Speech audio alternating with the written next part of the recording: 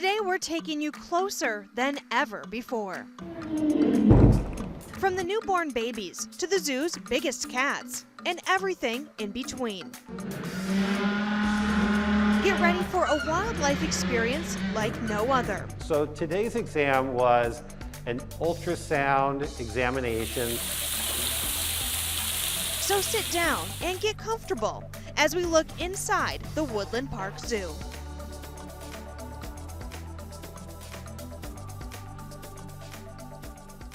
Hi, I'm Shelby Miller and welcome to the Woodland Park Zoo.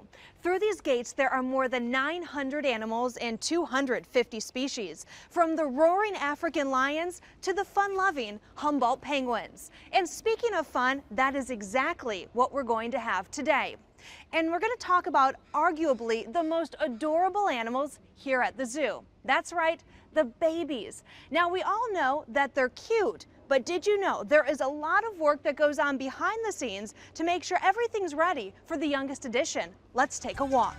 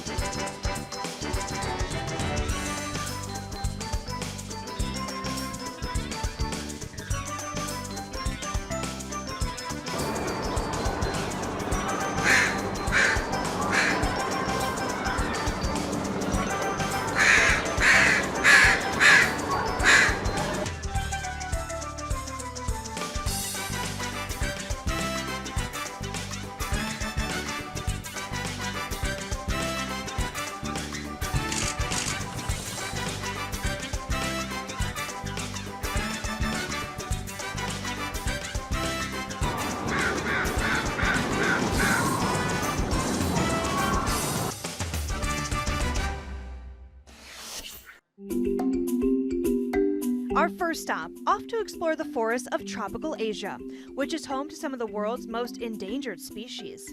It's here, in the Trail of Vines, where you can catch a glimpse of this baby tapir. Born June 10th, 2020, the tapir calf is one of the newest additions to the zoo.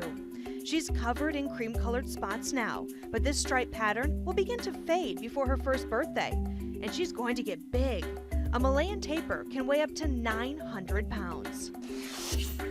Meanwhile, this pint-sized bundle of joy is so small, she fits in her mama's pouch. This is a baby wallaby. The precious Joey is native to Australia, and she loves exploring, lounging, and snacking inside her exhibit, which you can find in the park's Australasia section. Moving on now, off into the depths of the Northern Trail. Here you'll find the youngest of the mountain goats. This cutie was born in the spring of 2020 to Mom Atlin and Dad Zeus, who hails from the Olympic National Park. The rocks in this exhibit may look a bit steep, and that's intentional. In the wild, goats can live on mountain ledges that are 10,000 feet in the air, high above predators like mountain lions and bears. Clearly, those aren't concerns this kid has to worry about here at the Woodland Park Zoo. Some may say we've saved the best for last.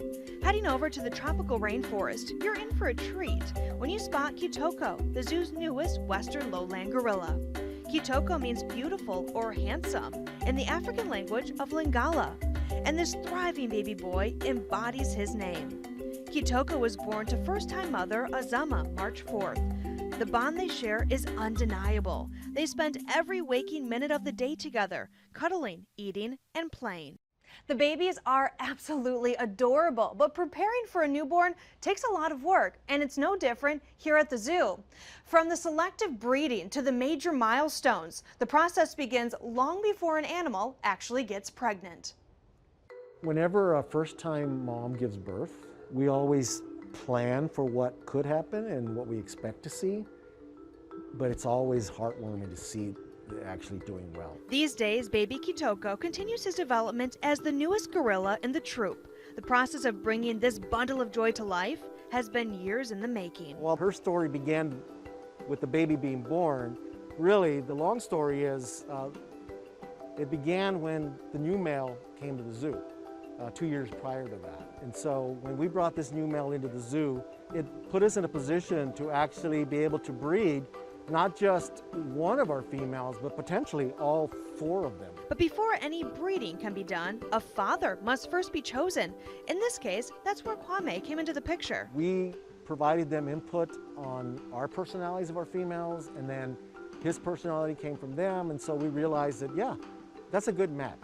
It's a good personality fit. The 20-year-old silverback came to Seattle from the Smithsonian National Zoo in 2018. He quickly hit it off with 12-year-old Azama, and in the spring, the pair had their first baby together. In the gorilla world, male gorillas, silverbacks they're called, actually play a huge role in not only protecting the females, but also supporting them. And we realized that it was really important that we had a male join our troop that had the personality to be able to manage young, rambunctious females. Watching Kwame, that's clear. That's his favorite position. He will stand in such a way that he can see the entire troop. He can see all the gorillas, he can see what they're up to. Even when he decides to lay down and rest, he's always looking certain ways. And Azama also has a lot on her plate. The first-time mother is learning on the job and teaching the rest of the troop a lesson in motherhood, because down the road, these fellow females will be breeding with Kwame too. It's all in an effort to help this critically endangered species grow. It's really an interesting process, not just from the standpoint of giving these females an opportunity to be mothers, but also giving all the other gorillas in the area the opportunity to see what good mothering is about.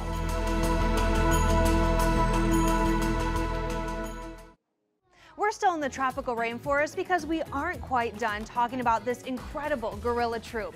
Coming up, the ongoing conservation efforts that'll help keep this critically endangered bloodline climbing to new heights.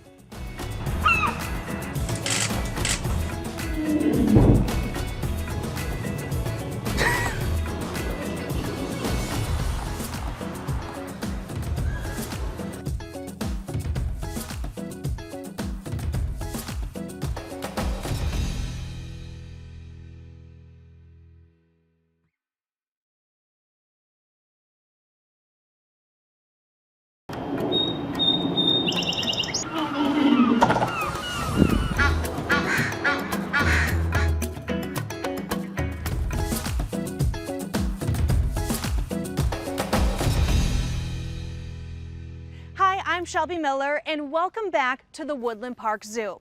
Now that we've introduced you to the adorable babies, let's talk about why it's important these animals breed here at the zoo. It's part of a worldwide conservation effort called the Species Survival Plan, and it helps save endangered animals like gorillas, snow leopards, tree kangaroos, and more. We look very closely at the genetics of not just our gorillas, but all the gorillas across the country. And these pairings are made in such a way that it optimizes the genetics of these animals. But really just as important is that these decisions are made also to provide each female an opportunity to be a mother. And that's important because gorillas are social animals, and part of being a social is that they need to experience not just being around older gorillas, but being around babies as well. When a baby is born, we don't intervene at all. Mother and baby need time to bond, and that bonding process continues throughout the first 6 or 8 months of that child's life. And so we have a set of, we call them milestones. So for example, the first time the baby's teeth came out, right? You could see that was a significant milestone because that's telling us that the baby's teeth he's developing normally. Right now what we're seeing is the baby becoming more independent, wandering away from mom, learning to explore its environment on its own, tasting the different foods that mom is eating. Those are all the normal behaviors that we expect to see, and it's fun to actually see it on paper and then see it for real. It's also interesting at this point too, as the baby gets stronger, it's actually going to hold on to mom, and mom's going to do less holding herself. So in other words, the baby will clutch mom's fur, and then she'll climb to the top of one of our trees. And it's scary, but it's also really fun to see how strong the baby's getting. And more importantly, not only is mom teaching the baby, mom's also learning the right behaviors, right? You know, they'll make mistakes from time to time, but she learns from those mistakes.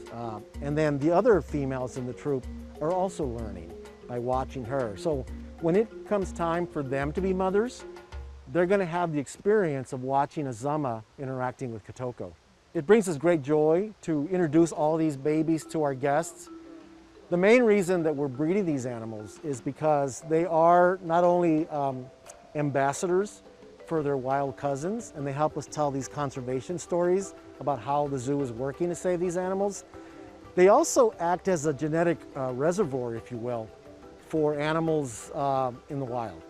So for example, there's probably more genetic diversity with our gorilla population in zoos than there may be in the wild. And that's important for saving the species long term. We develop a birth management plan, and part of that planning process is to look at what we need to do in preparation for the baby. So for example, with the baby proofing that we would do in our gorilla exhibit, you know, an adult gorilla can use a fire hose and or some rope and climb up easily. A baby can't, so you need to give it a little more help.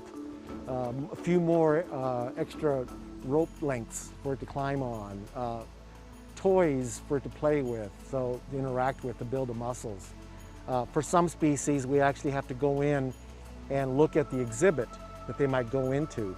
You know, where can a baby get in trouble accidentally? And so modify that so that the baby can be safe in the exhibit. Every time I think about my zoo career, I'm always astonished at the fact that I've been doing this now for 36 years. This is my 4th zoo.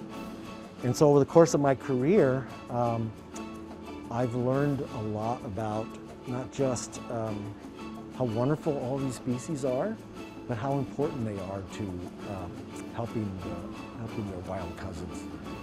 A big part of what we do at the zoo is about educating our public. It's about giving them these experiences with our animals to make sure that they learn to appreciate the animals the way we do, and create this empathy, right, that they'll take home with them. And maybe a small part of they'll change something they're doing at home. Maybe they'll support the zoo a little bit more because they recognize that we're not just displaying animals, we're actually helping to conserve them.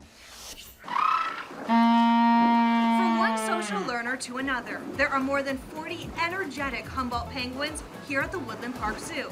We'll be talking about the youngest of them all coming up. Plus baby proofing and preparation. We'll tell you what goes into the work behind the scenes to make sure an exhibit is ready for a newborn.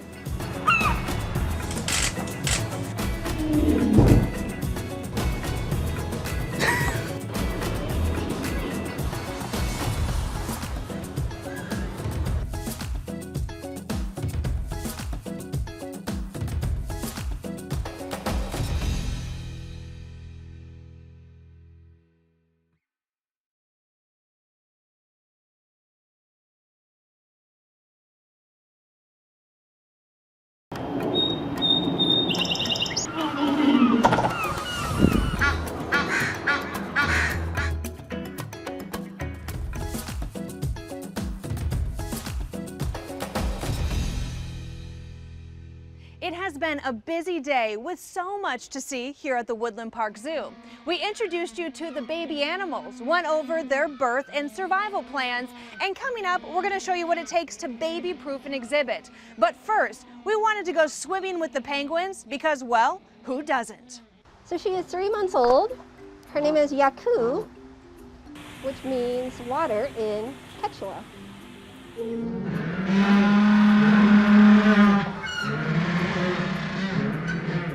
So we have 41 Humboldt penguins here at the exhibit, and in the back we saw Yaku, which is one of 2 penguins that hatched out this year, back in April. They are number 74 and 75 of the chicks that we've had hatch out here in our 11 years. These are warm weather penguins. Most people only know about the Antarctic or subantarctic species. So we're very fortunate here in Seattle to have weather that cooperates, that allows us to have these adaptive species. It's also great because they each have all their different little personalities, right? So we have 41 penguins, 41 different personalities. You saw they can be picky when they're eating. So it's really important to know who likes what.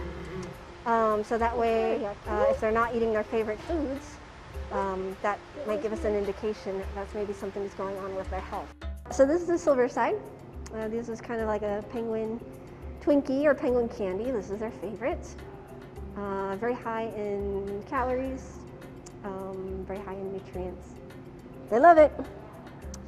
Their next favorites are these, which they don't get very often, so it's a novel item. This is trout, little mini rainbow trout. Again, in the wild they'd be eating sardines and anchovies, so they like small fish, and they love their trout. So this room is used for a number of things. Sometimes enrichments, like first thing in the morning, we give the birds access to this area where they can play with toys and frolic, run around with each other. Basically, it's a great enrichment opportunity for them, especially first thing in the morning. They're up with the sun and ready to go. During the breeding season, most often we'll use this room to help transition the chicks from nest onto the exhibit.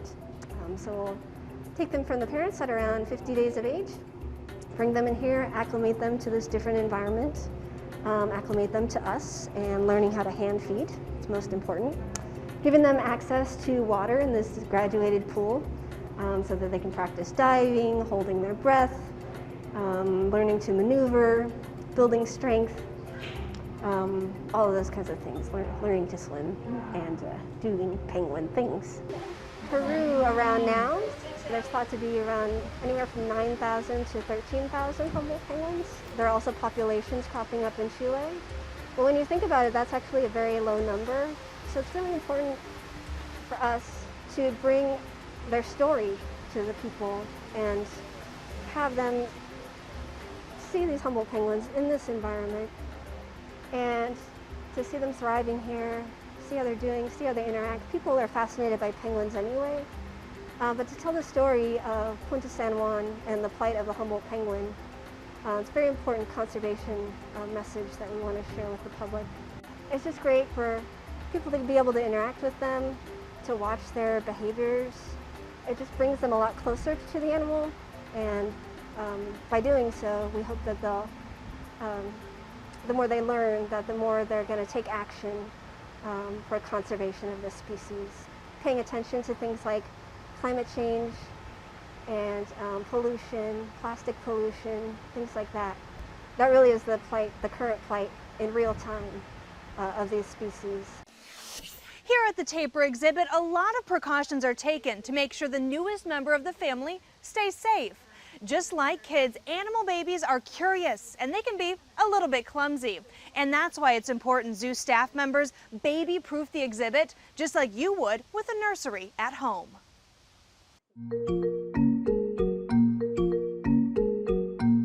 Following closely behind her mom, this baby tapir is still getting her footing as she trots through her exhibit at the Woodland Park Zoo. She is undeniably one of the cutest things around. She sure is. This baby girl spent 13 months in her mom's belly. She's just a month old and still getting acclimated to life here at the zoo, which is why it's important the exhibit team limits any risks a tiny tapir may encounter. When you have a 700-pound adult, you don't have to worry about a 4-inch gap. But when you introduce a baby into that space, the baby could stick its head in that area, a 4-inch gap, and maybe get wedged or panic. And so we closed up all those kinds of gaps. Tapirs are warm weather animals, so it's important the baby doesn't get chilly at night. Exhibit workers change the temperature and humidity sensors in the barn, so it's always comfortable at the little tapir's ever-changing height. Tapirs are great swimmers and often use their trunk-like snouts as snorkels. But the exhibit's pond can be a bit deep for a calf. So we drained the pool, started out with just about 2 inches of water, and slowly over the days have increased. Now I think we're up to about 8 or 10 inches of water is all. And the calf will go in there and splash and get used to the water and understand how its body is relative to floating in that level of water. And as we fill it, we'll get more and more comfortable with that. For every species, baby-proofing an exhibit is unique, but it's always important. Tapirs are highly endangered in the wild. Here at the zoo, staff members make sure first-time tapir mom Ulan and her baby girl are set up for success. There's only something like 36 of these Malaysian tapirs in all of zoos in North America, so pretty exciting that we have a successful program here and we have a baby to show people.